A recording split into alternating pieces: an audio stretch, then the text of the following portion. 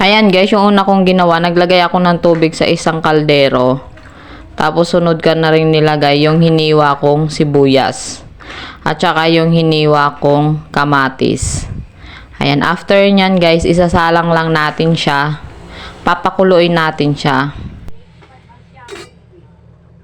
Habang hinihintay natin kumulo yung sinalang natin, prepare ko na yung kalamansi na gagawin nating pampaasim guys. Kalamansi yung ginagamit ko para natural lang tayo. Ayan, piniga ko yung kalamansi muna.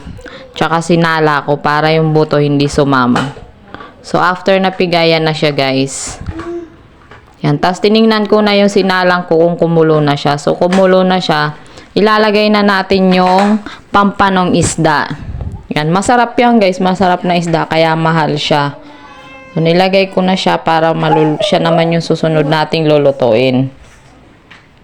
Masarap yung laman yan guys, malinamnam. Tapos nilagyan ko na rin siya ng asin para pag kumulo siya meron ng lasa. Tinakpan lang natin tapos pag kulo, ayan na siya.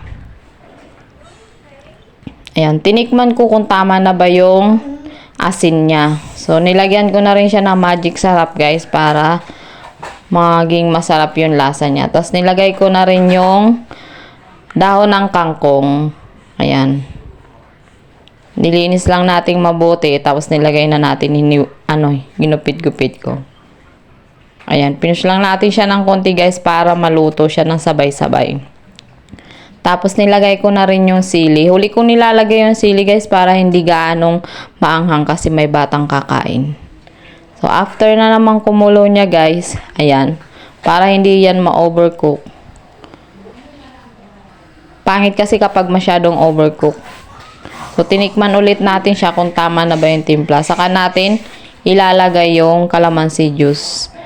Yung pampaasim guys, nilalagay yan after kapag luto na yung gulay. Kasi parang hindi kasi naluluto kapag lalagay ng mas nauuna. So yan guys, ready to serve na ang ating sinigang na pampano. Ayan. Thank you for watching guys.